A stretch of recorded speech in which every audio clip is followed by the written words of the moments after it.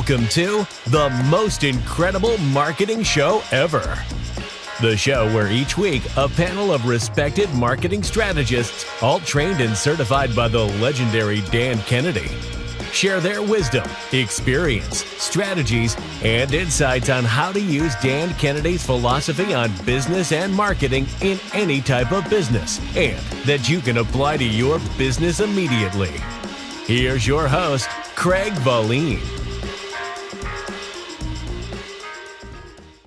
Hello, I'm Craig Valine, and welcome to another episode of the most incredible marketing show ever. And today's topic is how to write irresistible sales copy, or introduction to copywriting, which is a very important tool in using Dan Kennedy style marketing. And so, Dan, let's start with you today. What is copywriting in its basic form? Well, copywriting is really an art, okay? And there's not many folks that can do it very well. I see a lot of copy people, things that people are putting out that I can go fix. But copywriting basically, and there's a lot of people, there's misconception that you can't use long form copy, okay? And if done right, you can. And the whole idea behind good copy is to continually suck them in to get them to keep reading, i.e. your prospect or the person that you're trying to get on board. And we've seen long form sales letters online in emails that work. So, and it kind of goes back to something that we talked about a little bit in the last episode about you have to enter the conversation in their mind, or one of the key elements that I look at when I'm writing copy is what's keeping them up at night. What's their big pain? What are they thinking about? What are they worrying about? And if you can go and address that early in the copy, you know, some people go, yeah, I'm going to talk about that, but you only get a few seconds in some cases. You have to address that element right away, early on in the copy, and then continue. I'll give you one example of getting them to keep reading is you can tease something early in the copy that you know is something that they're going to want to know more about or that they're interested in, and say, I'll talk about that a little bit more or a little bit later, okay? And then hit it maybe on page 2 or 3 or even in the PES, you can use it. So copy is all about drawing them in so that you can talk to them about what you want to talk to them. And there's different forms. There's dual reader path copy, where we all know that most people skip read, right? And so you have to design your copy so that the points that you want to make are standing out from that copy. And again, it draws them in to read the rest of the copy, if you will. Does that help? Hey, Craig, what was the question? What is copywriting? Copywriting is words that sell. It's salesmanship in print. That's what copywriting is. Right. So why does so Steve, continue to that. Why does an entrepreneur need to learn how to write copy? Because you need to sell. You sell or die. We're in business, right? We're in business to sell. So words that sell is copywriting. And then, like Dan says, you can put them into a video, put them into an email, into a social media post, into an ad, into a letter, into anything you want. But you got to know, or you got to know somebody and pay them money who knows how to write words that sell. There are words that sell and words that do nothing. We all know that. We've all seen ads and not responded, and we've seen other ads and wanted like crazy to respond. That's because that person wrote the ad to get us to respond. They wrote words that sell. That's copyright. Well, I just want to say something contrary to what you said, okay? Go ahead, Craig. First of all, business owners don't need to learn how to write copy. In fact, I discourage most of them from doing that because it's not something that you learn in a short period of time or are able to master quickly.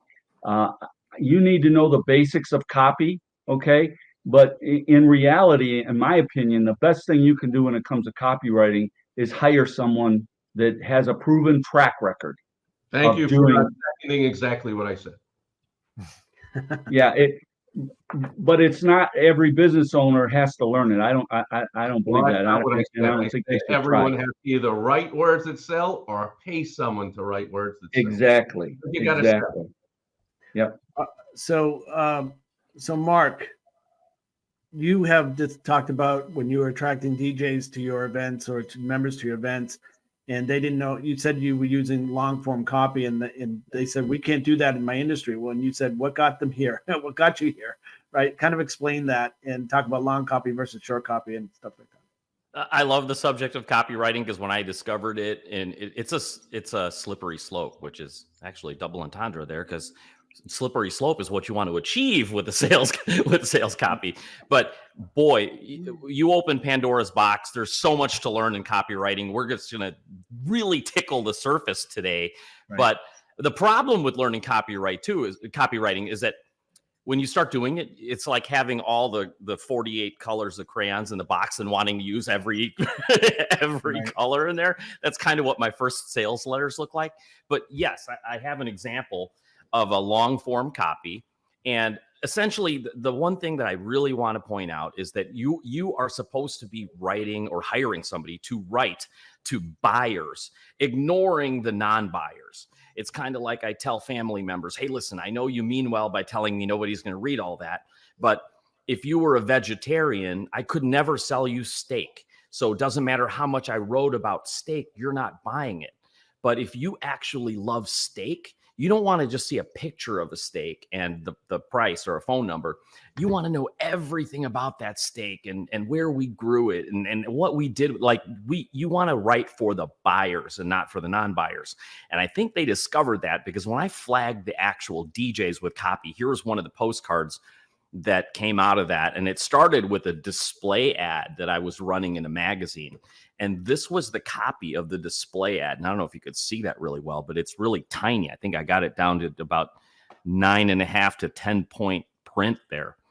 But I used every color crayon in the box in this one because I was writing to the people. And here's the part about it. You have to grab their attention first. So it has to be with the headline. On this one, I always say flagging. So here, emergency, mobile DJ industry meltdown. This was around the time when people were like getting iPods and thinking they could do DJ their own weddings. And that was like kind of a big thing. So I entered the problem conversation in their mind. Hey, there's a meltdown happening. And the job of the headline, there's only one job, and it's to get them to read the next line. And the next line was the fortune hidden in your DJ business that many will never discover. Blah, blah, blah. Another headline on the back to get them to read. 6 familiar mobile DJ troubles. Which would you like to overcome once and for all? So leading with a question grabber. And then now what does that tickle? I got to know what these 6 troubles are and to see if I have them. So I used that element here and went subheads is trouble 1, 2, 3, 4, 5, 6. This was written so long ago, of course. Nowadays, you just go to AI and find out what is the biggest trouble that everybody's having, because you'll find out the most common problems within that niche. And you can use those. I knew these just from familiarity because I was one of them. So I knew the troubles and I used those as the subhead and I addressed it. Now, basically in the offer here, call to action at the bottom with the cutout line to really draw the attention to it. I was offering a free report with a CD. It was essentially a 20-page sales letter with an audio CD of me practically reading the letter. But what I did to create engagement with this piece is I'll say, here are the few things you're going to discover in the audio CD. And I will put the bullet point on there and I'll say, that's going to be at 2 minutes and 38 seconds. I mean, it's like just that curiosity. I pushed every button to try to get them in there. And then I put a lot of salt in the wound. So I hope that illustrates that. Okay. Let me know if I explained that all right. But I just I used long form copy because I knew once I sucked them in, I was going to get them. Yeah. Mike, Richelle, we'll get to you, young lady. Mike, how important does psychology play in writing copy? A little bit. So, I mean, for the real student and to, Steve and Dan's point, I mean, I think I disagree with Dan to a point. I think if you're going to be a business owner, you're in the marketing of that business, you ought to know that. You have to have some fundamental level. You should be able to write. It doesn't mean you have to be a Dan Kennedy level type copywriter. I think oftentimes we marketers definitely over-engineer things and make things a hell of a lot harder than they have to be. When I taught this stuff, I always said, hey, picture somebody, a great customer, whatever it is, picture them in your mind. I used to give out little picture frames, put a little picture on your desk, and just write a letter to them.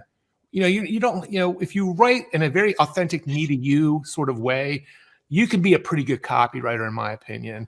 But the psychology, Craig, is very important because once you start advancing and really, your business really relies on direct response, copy online, copy in print, copy on TV, radio, whatever it might be, then you want to go to those levels where you're trying to really understand the key factors of what is driving somebody. So for example, I'm working with a client who he helps men who are losing their hair.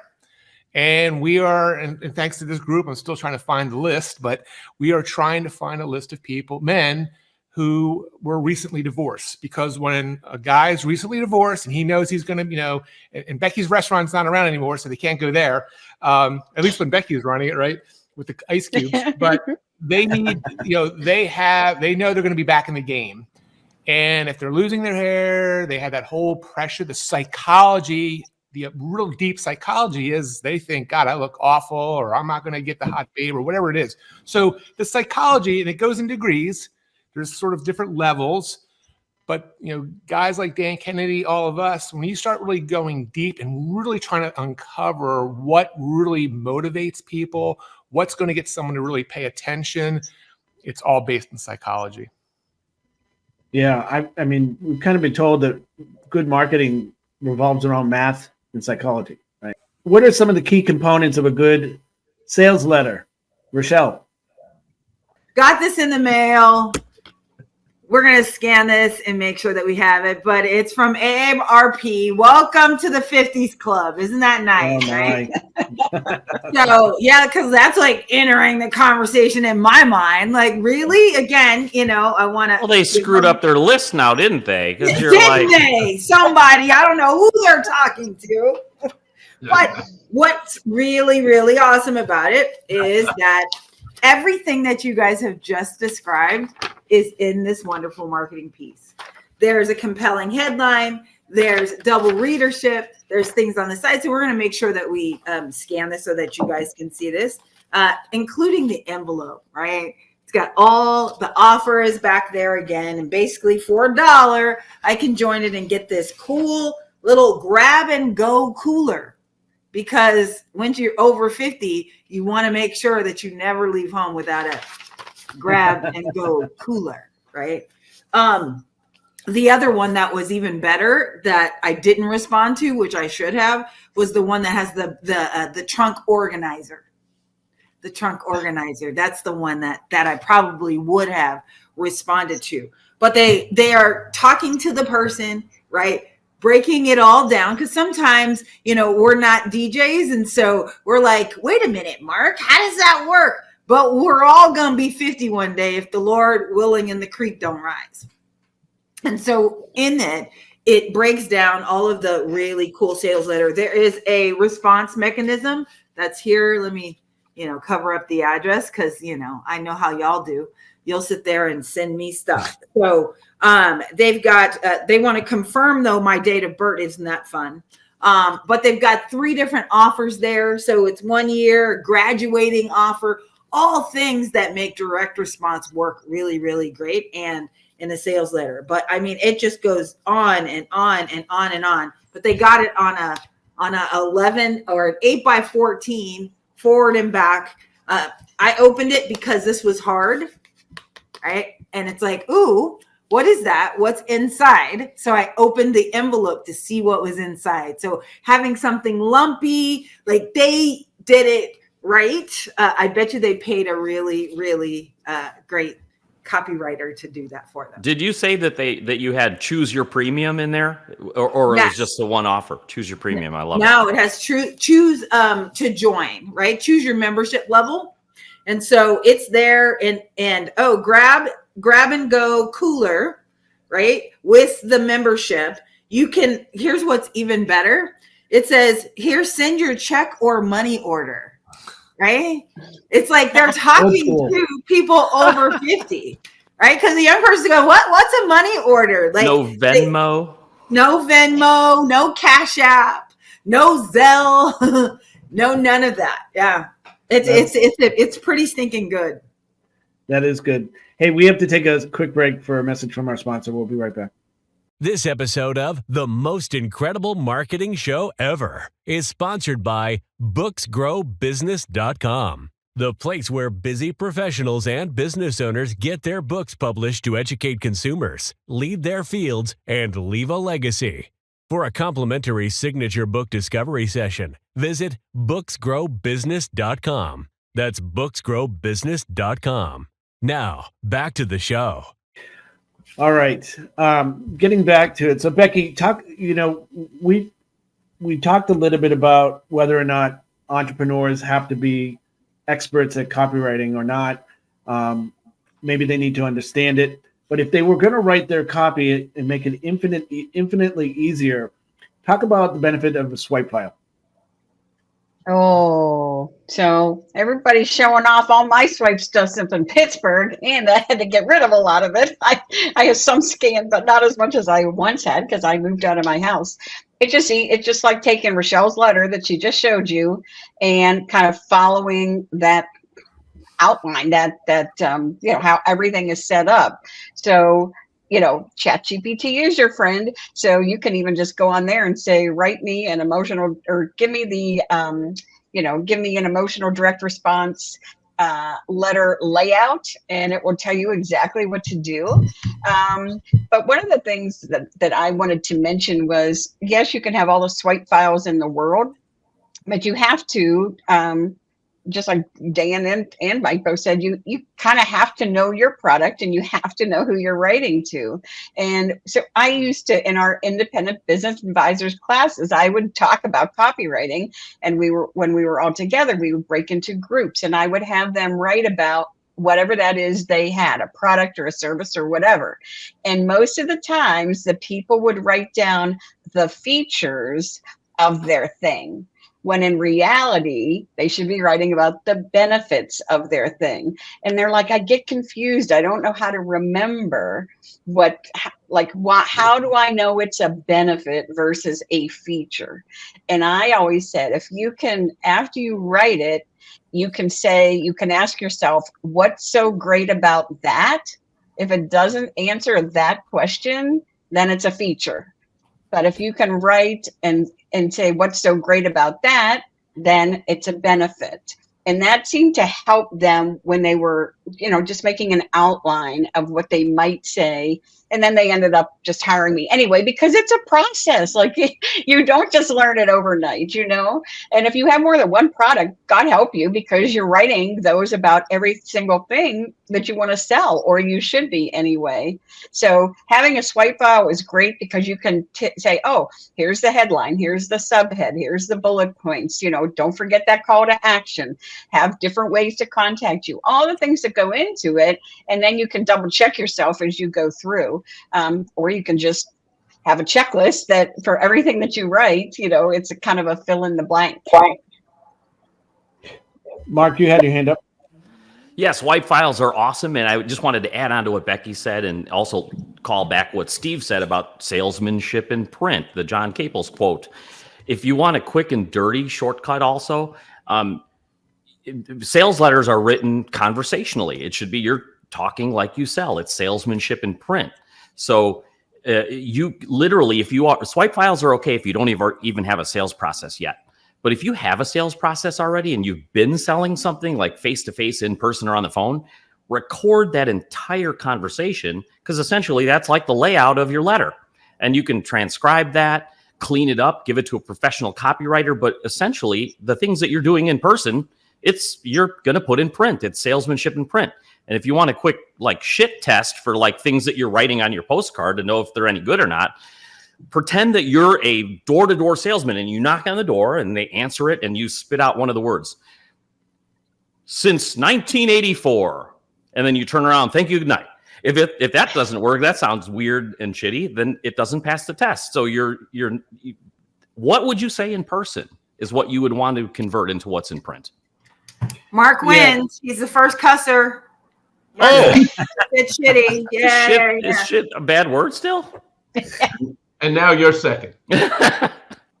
So Dan will say, if you haven't sold a thing in the world, then you shouldn't be, writing copy, or you'd say calling yourself a copywriter. Does anybody agree or disagree with that? Well, of course, we sell or die. You got to sell. We're in business. Yeah. It's amazing to me that I run into, occasionally I'll run into some people that are super successful that are shitty, terrible salespeople. I did it again, damn. But I don't know how they did it. They managed to get the right people on their team that actually could sell for them or whatever, and gave them a big chunk. But like, I believe, and I was a terrible salesman when I first started selling, but I was forced when I started my DJ company, and I'm going into $1 million homes selling bar mitzvah packages. I was forced myself to become a salesperson face to face. But I think it's something that everybody should at least, they have to experience it, and even just to be able to spot good copy and good salesmanship. Yeah, like, Dan says, don't hand over your marketing or your money to just anybody without understanding it. And, my son just got out of college and he wants to freelance. I'm like, what are you going to freelance on? He's like, oh, I thought I'd do some copywriting and stuff. Like, what books have you read on copywriting? What have you sold on copywriting? I mean, I have every book known to man right here, right? And, and I don't want to insult him. I want to encourage his ambition, but he hasn't done anything to show that. So the first thing I did was give him Dan's Ultimate Sales Letter book just to start reading, about good copy. Talking about this again, all these conversations that we have on this podcast could go on, and it's a seminar in every episode, but it's really a flash of a seminar in every episode. One of the things about writing good copy is having a good formula: attention, interest, desire, action, problem, agitate, solve. Mike, talk about formulas for writing copy, and what's your favorite? Well, I mean, I don't think I have a favorite, Craig. It really depends on, what the campaign's about, what I'm trying to do. But I think your point of at least knowing there are formulas that are already out there, you don't have to reinvent the wheel every time. Dan's Ultimate Sales Letter book, which I think every one of us on here has read probably multiple times, is a great primer.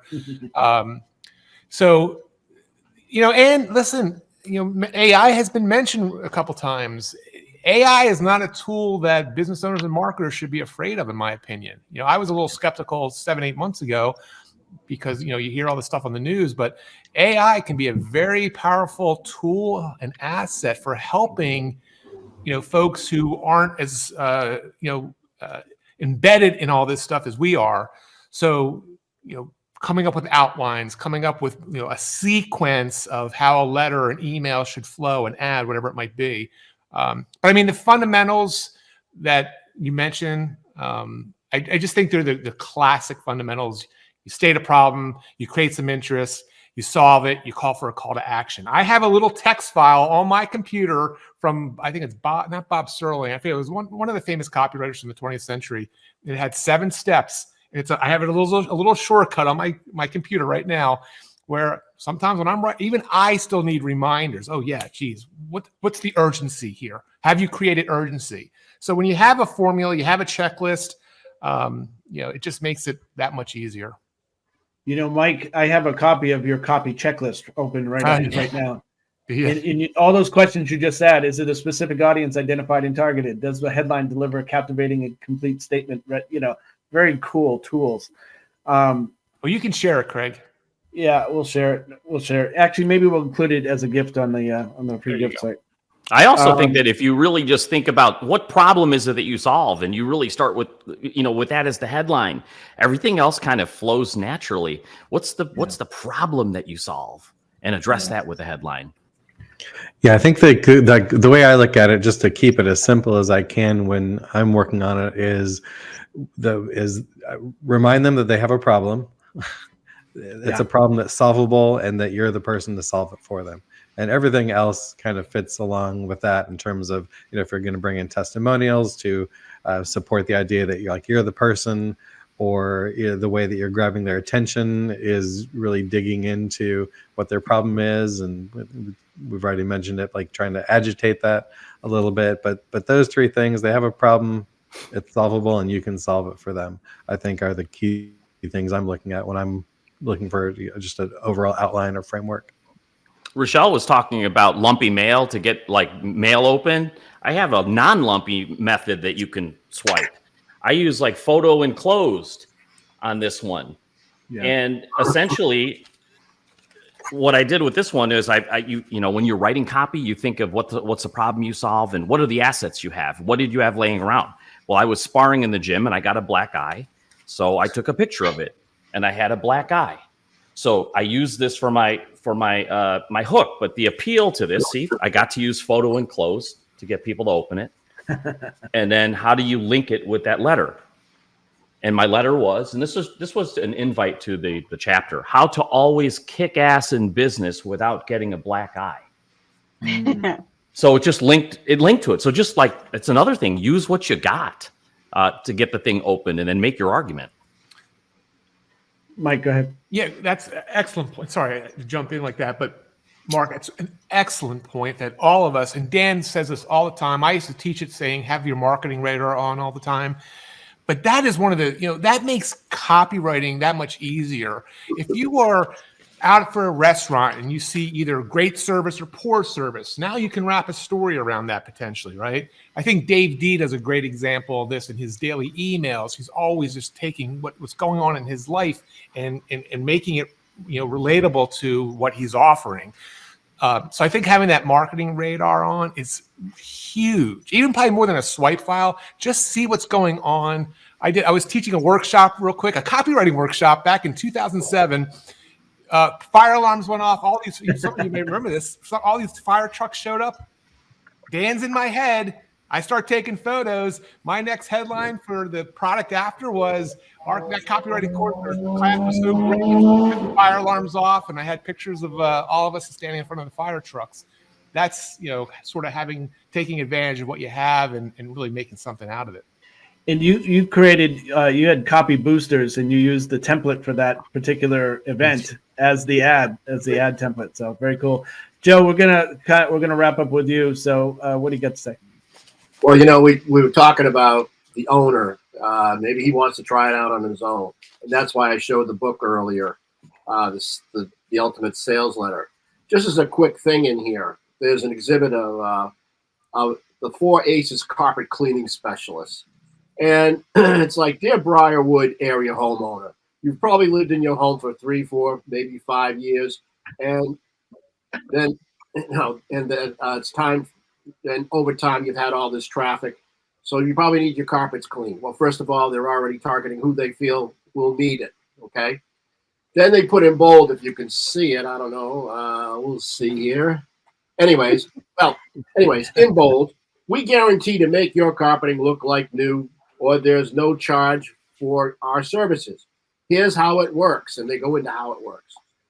Like new again, no matter what, in bold, in the middle of the thing. And then he goes into, we were recently called to one home where, while the parents were away, the teenagers, a little party, had gotten out of control. Beer stains, soda, food, etc., etc., etc. Okay, and they tell you about cleaning it up.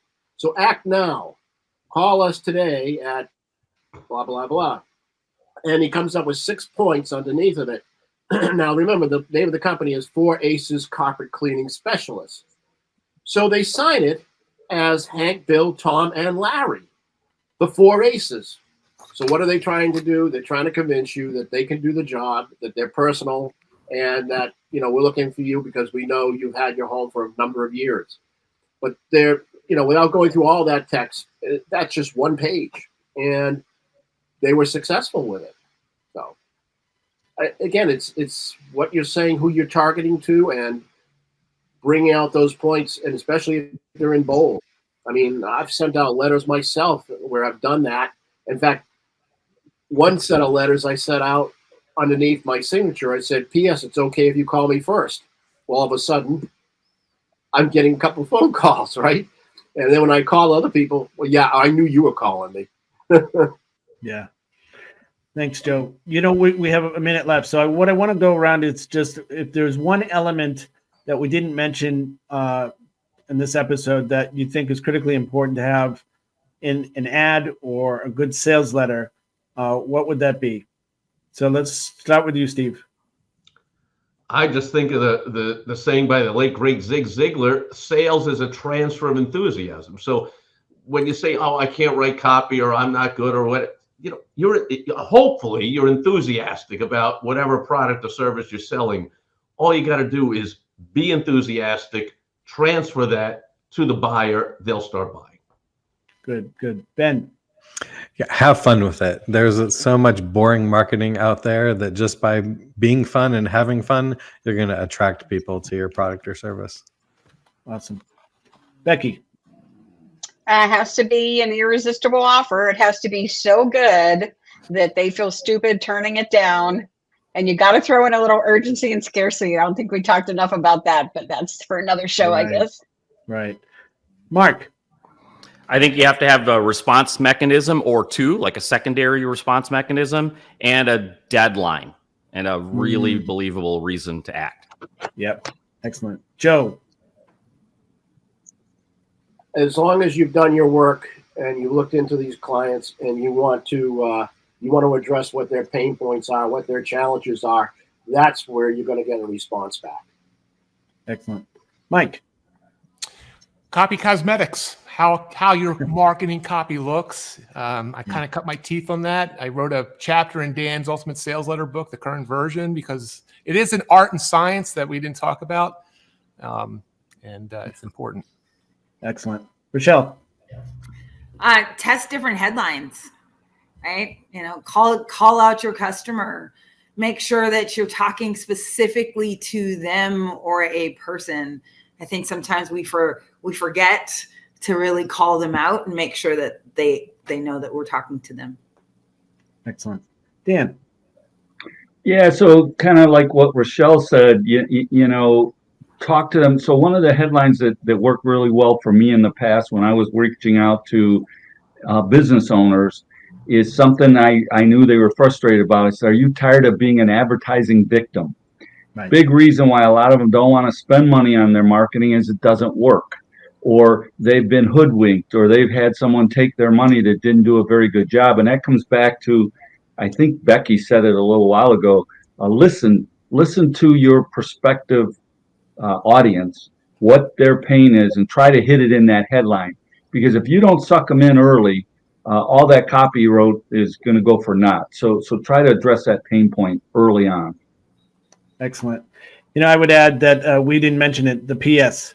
A lot of people jump to the end of the letter to see what the PS is, and that is, number one, restate your offer additional bonuses or reasons why to take action now, that sort of thing. We have to wrap up, unfortunately, but this has been a great episode, and again, one that should be a full-day seminar on.